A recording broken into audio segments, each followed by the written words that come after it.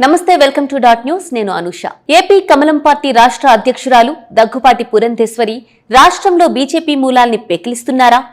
సంఘ్ నేపథ్యంతో దశాబ్దాలుగా బీజేపీలో పనిచేస్తున్న వారికి ఎన్నికల్లో ఛాన్స్ లేకుండా చేస్తున్నారా? కేవలం తన సామాజిక వర్గం లేదంటే చంద్రబాబు మనుషులైతేనే బీజేపీ టికెట్లు వచ్చేలా చూస్తున్నారా? బీజేపీలో సీనియర్లకు సీట్లు లేకుండా చేస్తున్న పురంధేశ్వరిపై పార్టీలోనే వ్యతిరేకత పెరగడానికి కారణం ఇదేనా? Watch the story. రాష్ట్రంలో బీజేపీ మూలాల్ని సమూలంగా పెకిలించి వేసి తెలుగుదేశం పార్టీకి అనుబంధంగా మార్చడానికి రాష్ట్ర పార్టీ అధ్యక్షురాలు దగ్గుబాటి పురంధేశ్వరి ప్రయత్నిస్తున్నారంటూ ఆ పార్టీ ఒరిజినల్ నేతలు మండిపడుతున్నారు. అసలు టీడీపీతో పొత్తు పెట్టుకోకముందు నుంచే పురంధేశ్వరి టీడీపీ నేతలతోనూ బీజేపీలోని చంద్రబాబు మనుషులతోనే సన్నిహితంగా ఉంటున్నారని, పొత్తు ఖరారయ్యాక పూర్తిగా వారి కోసమే పనిచేస్తున్నారనే ఆరోపణలు వెల్లువెత్తుతున్నాయి.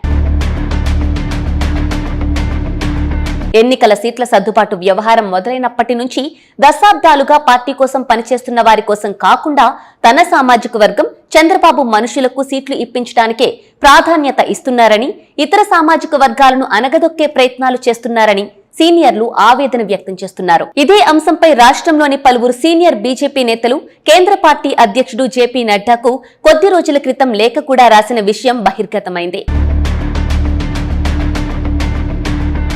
సీనియర్లు కేంద్ర పార్టీ నాయకత్వానికి లేఖ రాసినప్పటికీ పార్టీలోని సీనియర్లకు గతంలో బీజేపీ గెలిచిన సీట్లకు అన్యాయం జరిగిందనే అభిప్రాయాలు వ్యక్తమవుతున్నాయి. 2014లో విశాఖ లోక్సభ సీటును బీజేపీ గెలుచుకుంది. ఖమ్మంపాటి హరిబాబు ఆ ఎన్నికల్లో విశాఖ నుంచి విజయం సాధించారు. ఇప్పుడు ఆ సీటును తన తమ్ముడు బాలకృష్ణ చిన్న అల్లుడు, చెల్లెలు కొడుకు నారా లోకేష్ తోడల్లుడు అయిన గీతం విద్యా సంస్థల యజమాని భరత్ కోసం విశాఖ సీటును టీడీపీకి ఇచ్చేశారు.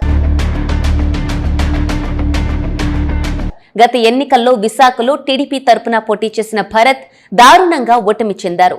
ఇక్కడ తన కుటుంబ మనిషి కోసం విశాఖ ఎంపీ సీటు ఆశించి 2 ఏళ్లుగా అక్కడ పార్టీ కోసం తీవ్రంగా శ్రమిస్తున్న సీనియర్ నేత జీవీఎల్ నరసింహారావుకు సీటు లేకుండా చేశారు పురంధేశ్వరి.